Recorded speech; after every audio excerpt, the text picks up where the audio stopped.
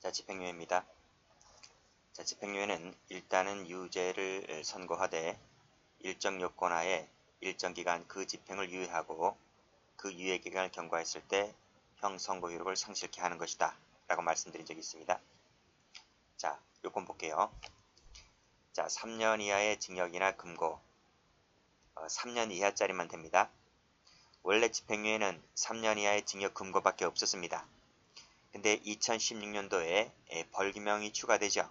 원래 벌금형은 집행유예 대상이 될 수 없었는데 그때 형법이 개정되면서 벌금형에 대해서도 집행유예를 할 수 있는데 그 액수가 500만원 이하짜리만 됩니다. 자, 51조를 참작해서 정상에 참작할 만한 사유가 있을 때에는 1년 이상 5년 이하 기간을 정해서 형집행을 유예할 수 있다고 돼 있어요. 여기서 끊고 자, 62조 1항은 본문과 단서로 되어 있는데 단서는 잠시 이따 보도록 하고 1항 마지막에 뭐라 되어 있습니까? 집행을 유예할 수 있다. 그래서 선고유예와 마찬가지로 재량이다. 판사의 재량이다. 이렇게 라고 볼 수 있어요. 자, 일단 3년 이하짜리 알아두시고 500만원 이하짜리 벌금 알아두시기 바랍니다. 자, 밑에 내려오시면 자, 1번 대상 나와 있죠. 두 번째 줄에 자격정지라든지 구류형은 집행유예 대상이 아니다. 선고유예 같은 경우에는 어떻게 됐죠? 선고유예 같은 경우에는 이 자격정지가 선고유예 대상이 됐었죠. 근데 집행유예로 오게 되면 자격정지는 집행유예 대상이 안 됩니다. 거기서나 여기서나 마찬가지로 구류형도 집행유예 대상이 안 되고. 자, 다시 올라가 보시면 2항을 볼게요. 병과할 때에는 일부에 대해서 집행유예할 수 있다. 이것도 선고유예랑 같죠.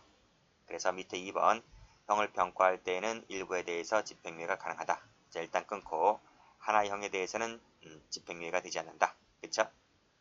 자, 되어 있습니다. 자, 밑에 볼게요. 자, 3년 이하짜리 징역 금고라고 했을 때 이 3년 이하짜리 징역 금고는 법정형을 말할까 선고형을 말할까? 선고형입니다. 동그라미 쳐보시고 시험에 나온 적이 있습니다. 자, 다음 자, 위에서 뭐라고 했죠?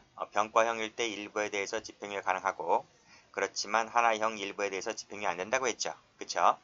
자, 판례 보시게 되면 자, 여기 두 개 동그라미 그 밑에 두 개 동그라미 병과형이죠. 병과형일 때 자, 하나의 징역형에 대해서는 실형을 때리고 다른 징역형에 대해서는 집행유예 때리는 것도 가능하다. 그쵸?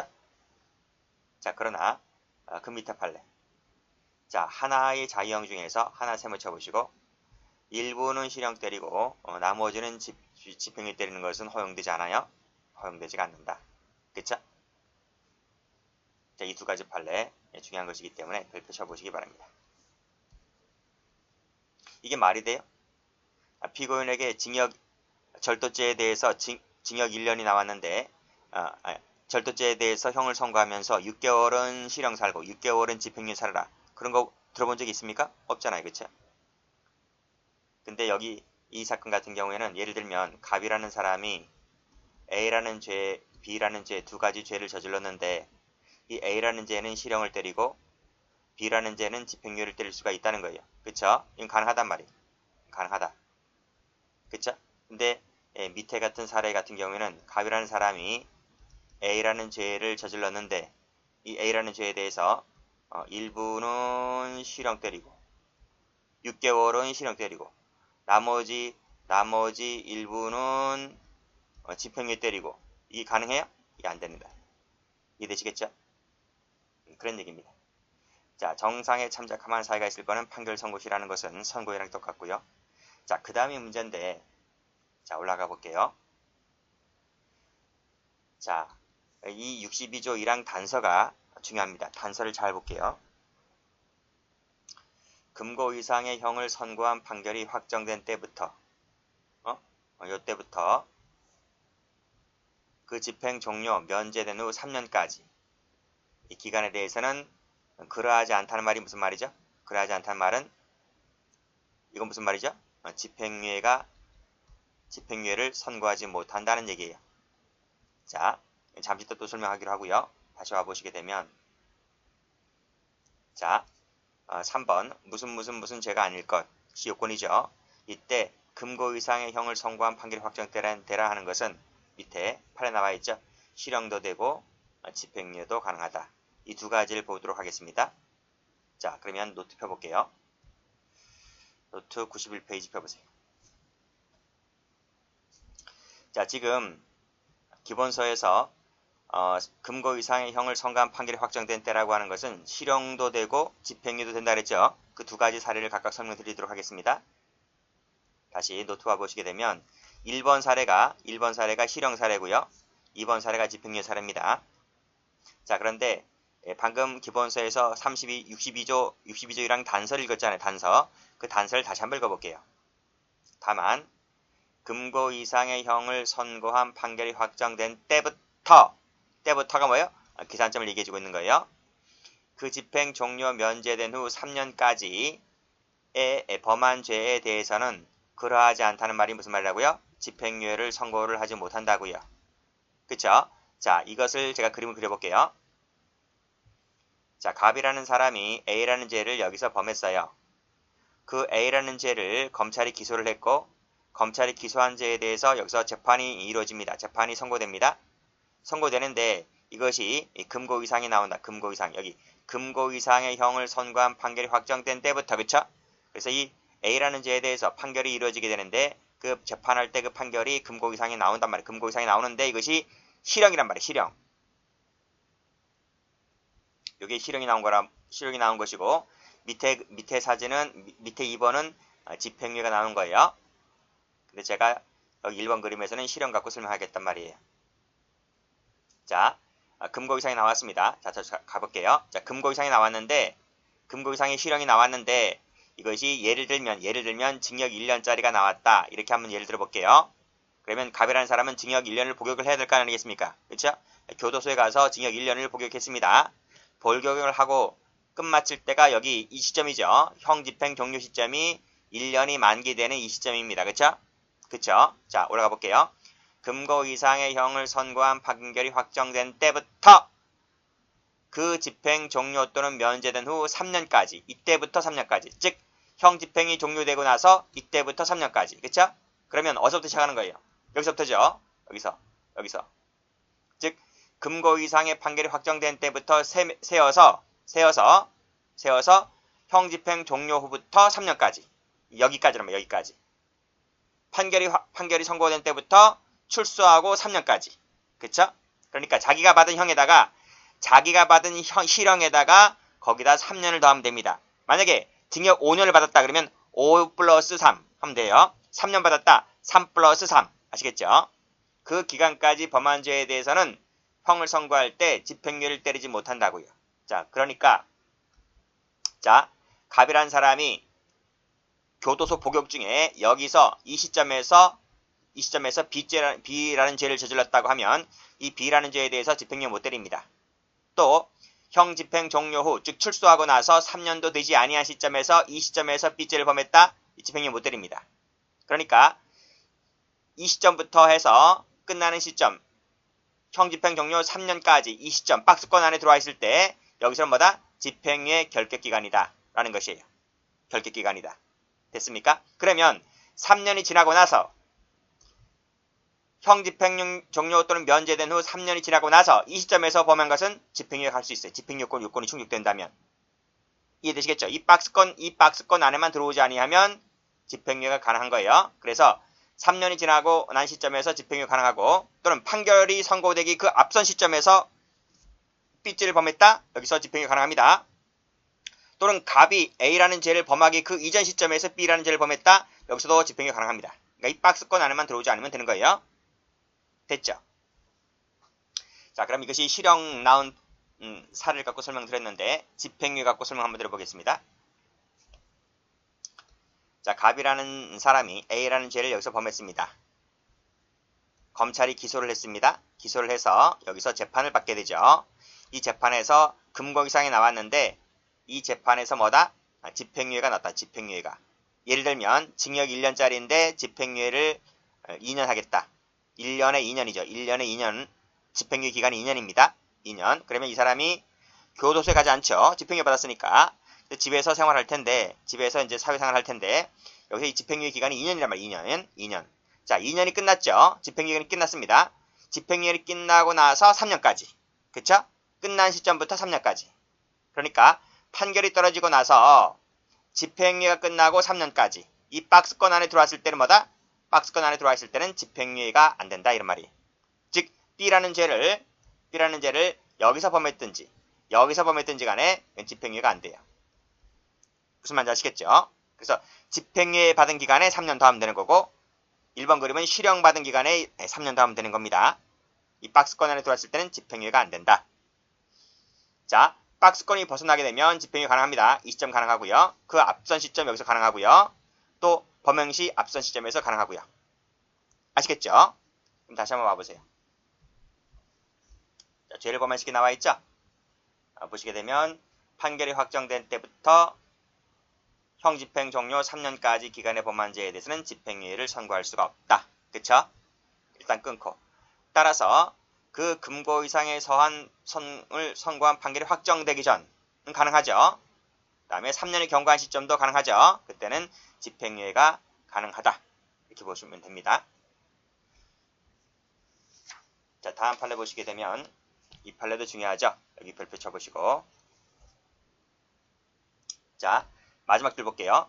집행유예 기간 중에 범한 죄라 할지라도, 그쵸?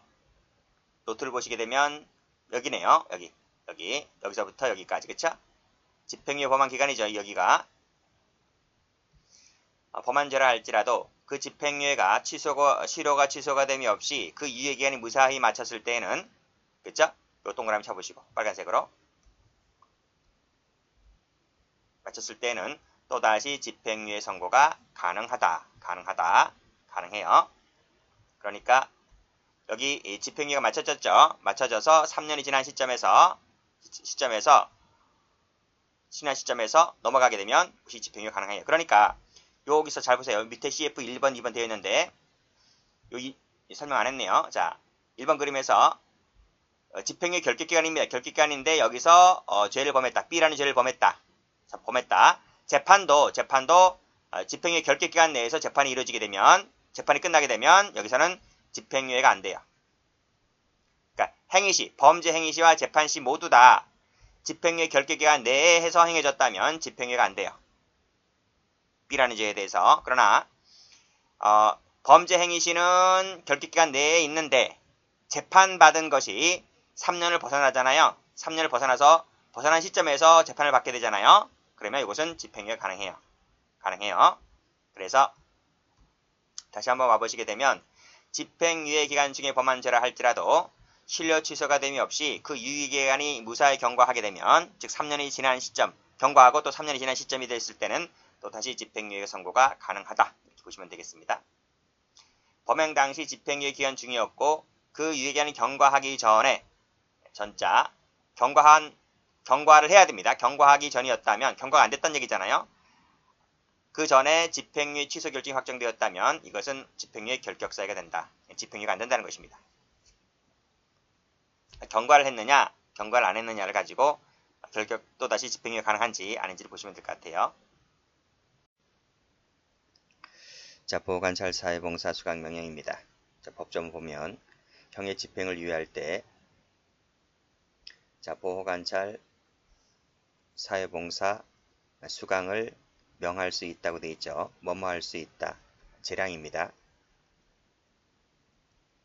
자, 즉 집행유예할 때는 세 가지를 전부 할 수 있고, 두 가지만 할 수 있고, 한 가지만 할 수 있고, 아니면 전부 아니할 수도 있는 거예요. 어디까지나 이것은 법관의 재량사항이다 라고 되어 있고, 법조문 자체가 건화로 되어 있잖아요. 여기, 그쵸? 건화로 되어 있습니다. and가 아니고 or로 되어 있어요.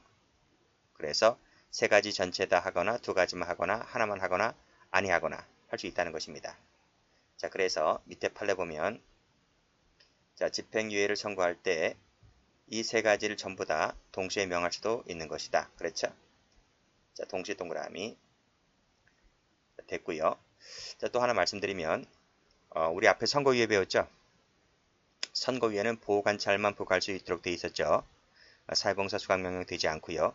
뒤에서 배우는 가석방도 마찬가지입니다. 가석방도 보호관찰만 부과하는 것이지 사회봉사 수강명령 부과 못해요. 오로지 집행유예 할 때만 이 이 사회봉사 수강명령을 부과할 수 있는 것이다. 이렇게 받으시고요. 자, 그리고 2항을 보면 보호관찰 기간은 집행유예 기간으로 하는 거죠. 집행유예 기간이다. 일단 끊고요. 이게 원칙인데 다만 법원은 집행유예 기간 범위 내에서 보호관찰 기간을 정할 수도 있다. 그러니까 집행유예 기간보다 길어서는 안 되는 거예요. 같거나 작거나 해야 되는 겁니다. 사회봉사 명령도 마찬가지죠. 사회봉사 명령, 수강 명령도 집행유예 기간 내에서 집행한다라고 되어 있어요. 자, 밑에 판례 보자. 자, 사회봉사는 500시간 내에서 시간 단위로 부과될 수 있는 일 또는 근로활동을 사회봉사라 합니다. 속단 말로 노가다 뛰는 거예요. 근데 뭐 그 노가다가 뭐 심한 건 아니고요. 자, 그런데 사회봉사 명령으로 피고인에게 일정한 금원을 출연하거나 이와 동일시할 수 있는 행위로 사회봉사 명령을 대체할 수 있을까? 안 된다는 거죠. 사회봉사는 이 일 자체 또는 근로활동을 의미하기 때문에 돈으로 때우는 것은 사회봉사 명령이 아니다. 그 뜻이죠. 이 판례가 누구 판례냐면 정몽구 회장 있죠. 현대그룹.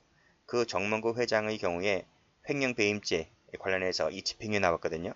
그런데 법원재판부가 사회봉사 명령을 부과했는데 그 변호인단이 아니 어떻게 우리 회장님이 사회봉사를 할 수 있느냐?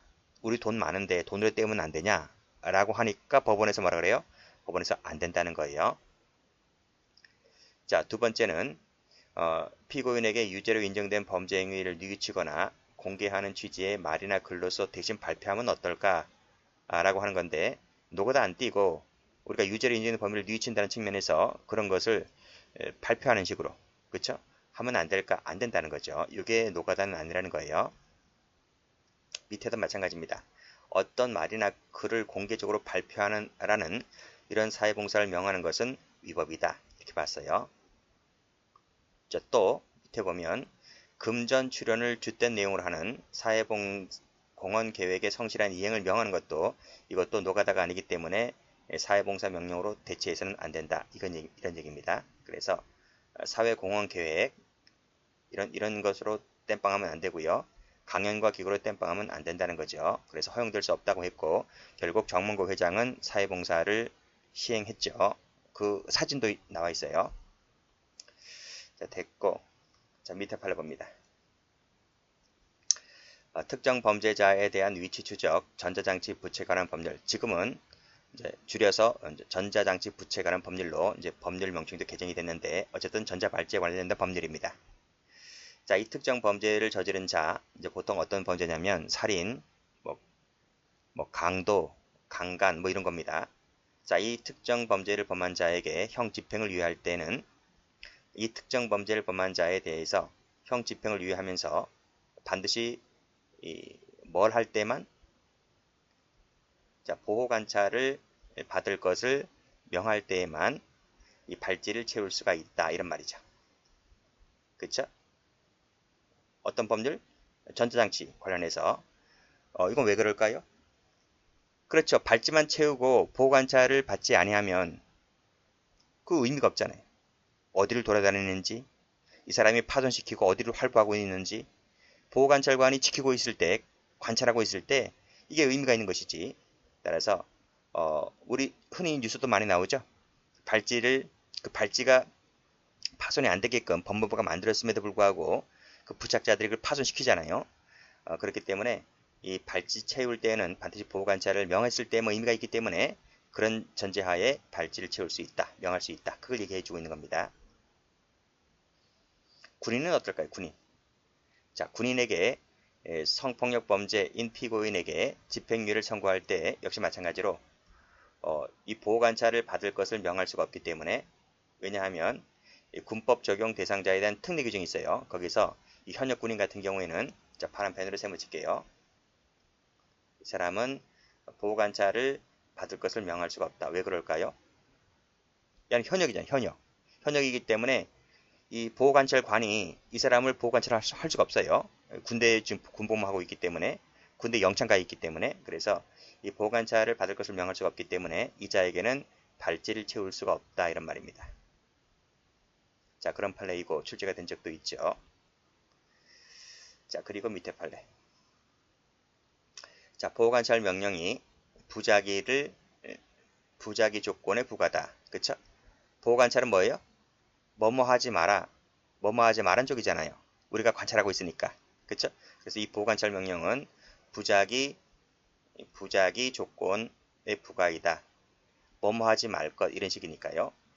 반면에 이 사회봉사 명령, 수강 명령은 사회봉사 명령을 받아라, 수강 명령을 받아라는 측면이기 때문에 이것은 자귀를 요구하죠. 그래서 부작위 명령, 보호관찰 명령은 부작위를 요구하고 사회봉사 명령, 수강 명령은 자기를 요구하고 있기 때문에 사회봉사 명령, 수강 명령자에 대한 특별 준수 사항은 보호관찰 대상자에 대한 것과 같을 수가 없는 거죠.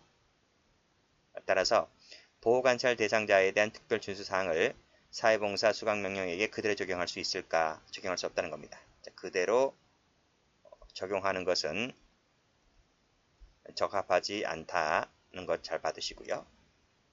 출제 많이 됐어요. 자, 그 밑에 똑같아요.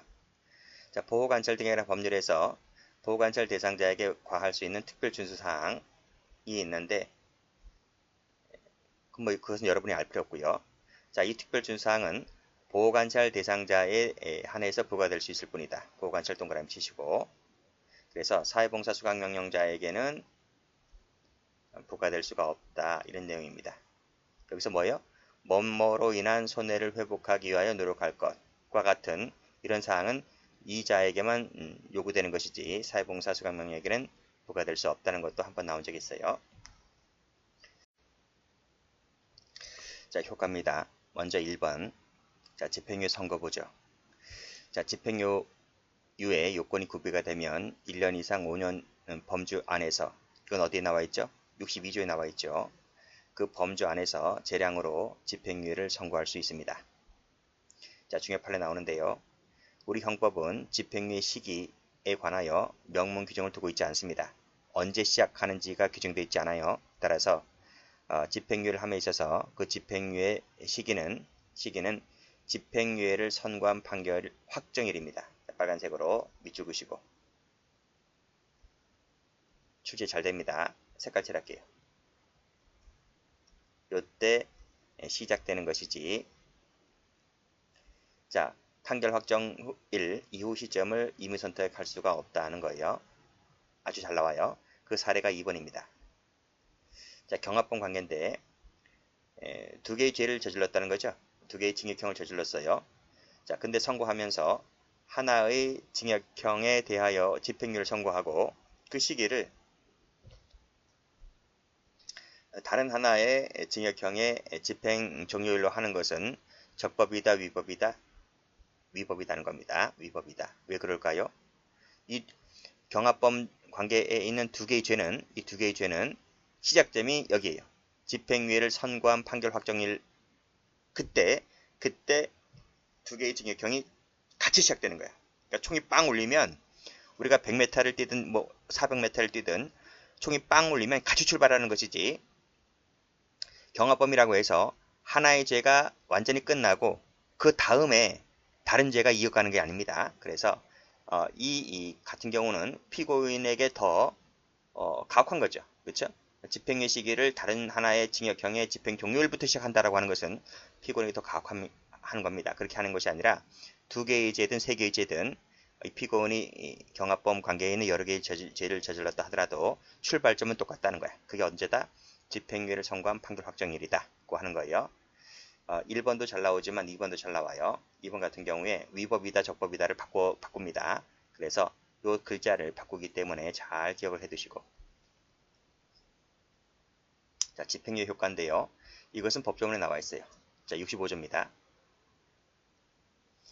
자, 집행유예 선고받고 실효 취소되지 않고 그 기간을 무사히 마치면, 즉 경과하면 형선고는 효력을 잃는다는 거예요. 잘 기억을 해두세요. 자, 그래서 자, 효과 나와 있죠? 방금 읽었던 것처럼 무사히 유예기간이 경과하면 형선고 효력이 상실됩니다. 따라서 형집행이 면제가 되고요. 처음부터 형선고가 없었던 상태가 되기 때문에 그것은 전과가 되질 않아요. 자, 판례 봅니다.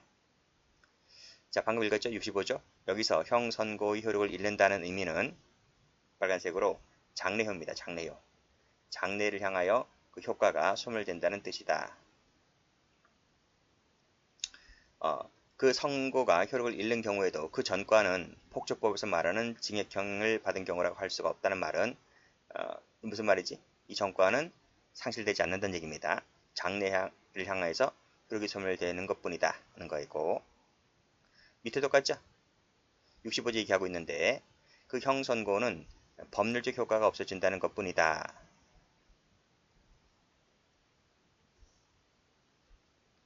하는 것뿐이지 형 선고가 있었다는 기왕의 사실 자체가 없어지는 게 아니다 이런 얘기입니다. 기왕의 사실은 있어요. 이것은 없어지는 게 아니다. 이게 무슨 뜻인지 아세요? 우리가 결혼을 했잖아요.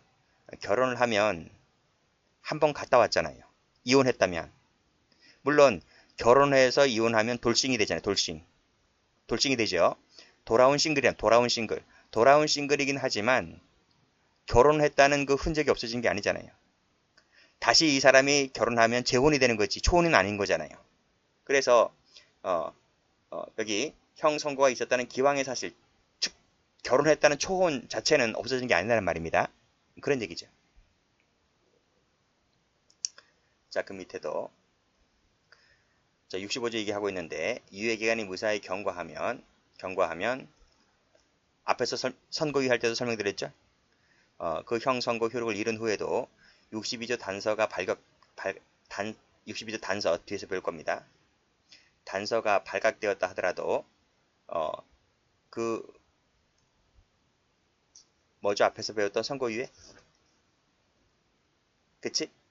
실효시킬 만한 그 집행유예 판결이 존재하지 않게 되는 것이기 때문에 결국 집행유예도 취소가 안 되는 거예요. 그때는 취소가 되는 것이 아니고 그대로 유예기간 경과의 효과가 발생한다. 경과 효과라는 게 무슨 말입니까? 여기 선고 효력 상실된다는 얘기죠. 그런 얘기입니다. 출제가 잘 되는 판례이고요. 자, 그 다음 65조에 따라 그 유예기간이 무사히 지났을 때는 65조에 따라 형 선고가 효력을 잃게 되는데 이 선고가 효력을 잃게 됐을 때는 그치?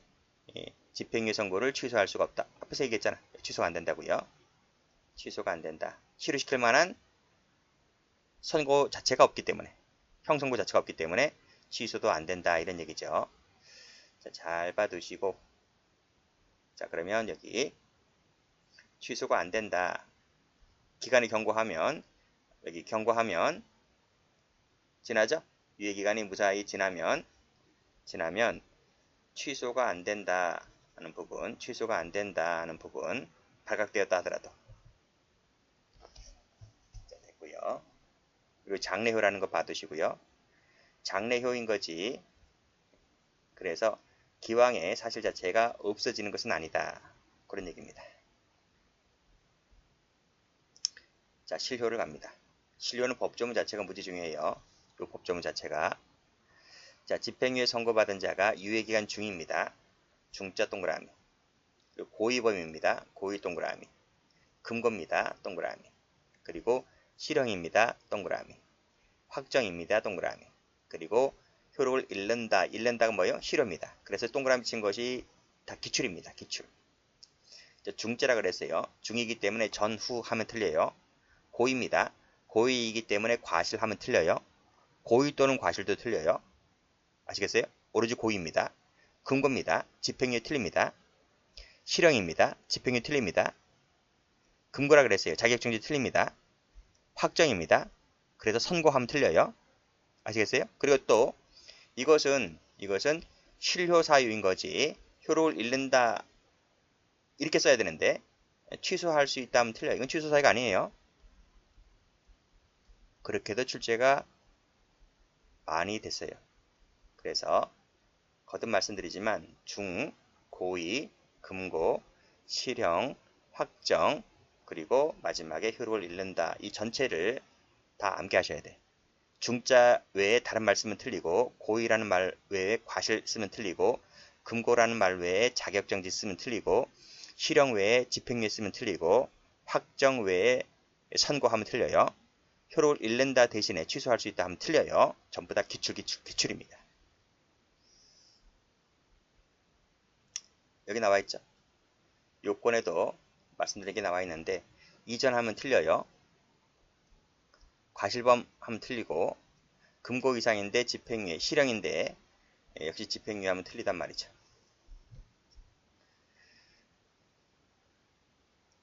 됐고 취소 갑니다. 자, 집행유예 선고받은 후에 62조 단서 사유가 발각되었을 때는 취소한답니다. 그때는 필요적이죠. 선고유예하고 비슷해요. 거기도 필요적 되어 있습니다. 1항 같은 경우는. 그리고 보호관찰 사회봉사 수강명령을 받은 자가 준수사항이나 명령을 위반하고 정도가 무거운 때에는 역시 취소할 수 있다고 되어 있죠. 의무적입니다. 외우셔야 돼요. 선고유예랑 똑같죠. 거기도 할 수 있다고 되어 있어요. 그리고 and입니다. 플러스란 말 플러스. 오하러 하면 틀리고요. 자, 이거 여기도 똑같죠. 확정된 후를 말한다. 그래서 전에 발각되었을 때에는 취소가 안 된다는 부분, 그리고 전에 발각되었다라고 하는 것은 안 경우 부주의 모두 포함된다. 여기 고의이고요. 과실이라 했어요. 똑같죠? 여기까지? 자, 후자, 전자 비교하시고. 여기 뭐였죠? 여기 전이잖아, 전. 전이었다는 거예요. 전입니다. 자, 전에 요 밑에 부주의로 알았죠? 그러면 취소가 안 된다는 거죠. 취소는 후에 발각되었을 때 취소가 되는 겁니다. 전에 발각되었을 때는 취소가 안 돼요. 자, 그 밑에. 자, 보호관찰 사회봉사 수강을 명한 집행유예를 받은 자가 준수사항이나 명령을 위반했다는 거죠. 자, 위반했을 때 그 위반 사실이 동시에 범죄 행위가 되더라도 자, 법원이 검사 청구에 따라 자, 취소 요건에 해당되는가를 심리해서 자, 위반 정도가 무거운 때는 집행유예를 취소할 수 있다고 돼 있어요. 자, 그런 얘기입니다.